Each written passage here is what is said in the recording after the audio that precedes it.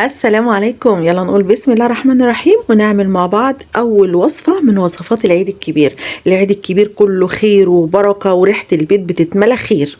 كل سنة وانتم طيبين وربنا يبلغنا يا رب عرفات ويجعل لنا فيه دعوة مستجابة. كده بحتتين زبدة وهنعمل مع بعض أجمل طاجن عكاوي. أنا ما حبيتش أضيف له أي حاجة، يعني لا بطاطس ولا خضار ولا أي حاجة. هما شوية البصل والحبهان والملح والفلفل، حتى البهارات ما رضيتش احط. انا عايزه الطعم يبقى بيور، يعني مش عايزه اي نكهه تدخل تغير الطعم او تديله طعم تاني. هديله تشويحه كده مع الزبده والزيت علشان ينزل كل الدهون اللي انتوا شايفينها دي. طبعا هي ملبسه فانا مش عايزه كل الدهون دي، فكل نسبه الدهون دي هتنزل في الشوربه وفي الميه السخنه اللي انا هضيفها دلوقتي. فهديله تشويحه بس لحد لما ياخد لون، وبعدين هنشوف هنعمل ايه.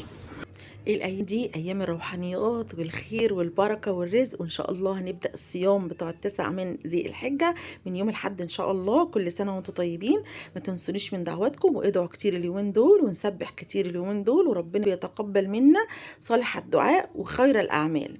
نزلت بقى بميه سخنه بتغلي، ولازم ميه سخنه بتغلي، ما تحطيش ميه بارده. هسيبه بقى لما يغلي على نار هاديه خالص، وهجسه كده اشوفه استوى ولا لا. ولقيته لسه شويه فهغطي عليه واسيبه تاني على نار هاديه. هو اخد معايا حوالي ساعه كده على النار.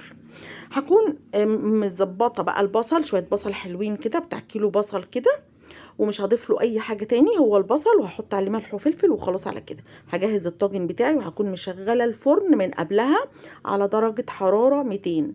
هحط البصل ده عليه ملح وفلفل وبفلفل اخضر اللي هو الرومي. عايزه تحطي سبايسي حطي، عايزه تحطي فلفل الوان حطي، بس انا اكتفيت بده. انا عايزه الطعم يبقى ملوش اي اضافات. هنزل بقى بالعكاوي بتاعتي كده زي ما احنا شايفين، هرصها، هي استوت بس انا عايزاها تدوب اكتر.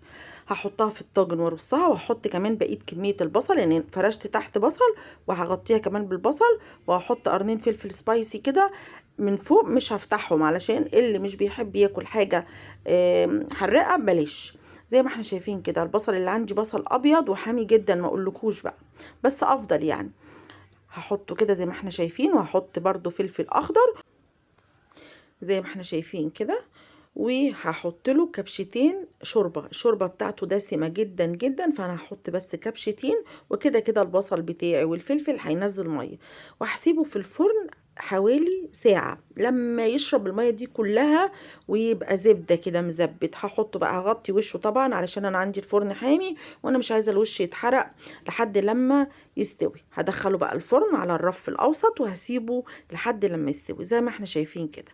اهو زي ما احنا شايفين ادخلته الفرن وسيبته بقى مع نفسه لمدة ساعة. تعالوا بقى نشوف كده لما طلع. بصوا بصوا بصوا، تحفة تحفة تحفة. ريحته قلبت البيت، ريحته حلوة جدا، ما فيهوش اي اضافات، فطالع ريحته طبيعية، ريحة اللحمة الطبيعية زي ما احنا شايفين. ودايب دوب، دايب دوب. طبعا انا مرضتش اديله وش اكتر من كده وطلعته عشان كنت مستعجله. بصوا بقى الجمال، بصوا الصوص اللي نزل منه ده. ولادي بيحبوا يحطوه على الرز. بصوا طعمه حلو قوي، استوى كويس قوي، واللحمه دايبه كده وسابت العظم. الف هنا وشفا، ومتحمر طبعا. بصوا حلو قوي، جربوه ان شاء الله. دي اول وصفات العيد باذن الله. كل سنه وانتم طيبين، يا رب يا رب كل بيت يدخل العيد ويبقى مستور، ويرزق كل اب على ولاده وكل ام على ولادها، وان شاء الله يدخل العيد بالخير والبركه. ادعوا كتير الايام دي ان شاء الله، ادعيه كلها مستجابه، ويا رب كل اللي في نفسه حاجه ربنا يحققها له بحق الايام المفترجه دي. بصوا انا هوريكم بس كده، هطلع حته كده. بصوا الجمال، دايب وطعمه حلو جدا، معاه بقى شويه رز بشعريه كده، والف هنا وشفا. وان شاء الله في وصفات كتير جايه للعيد. ما تنسونيش من دعواتكم، ما تنسوش تعملوا سبسكرايب للقناه وتفعلوا الجرس عشان يوصلكم كل جديد. ويا ريت كمان تسيبوا لي تعليقات واللايك، ما تنسوش اللايك. بصوا الجمال حلو جدا جدا، جربيه كده. اللي عايزه تحطي بقى خضار حطي، عايزه تحطي بطاطس حطي، في ناس كتير جدا بتعمل اضافات. وزي ما احنا متفقين كل دار وليها مدار زي ما احنا عارفين. ما تنسوش بقى تصلوا على الرسول عليه الصلاه والسلام، وتسبحوا وتستغفروا وتكبروا ونحمدوا ربنا على كل النعمه اللي ربنا بيديها لنا.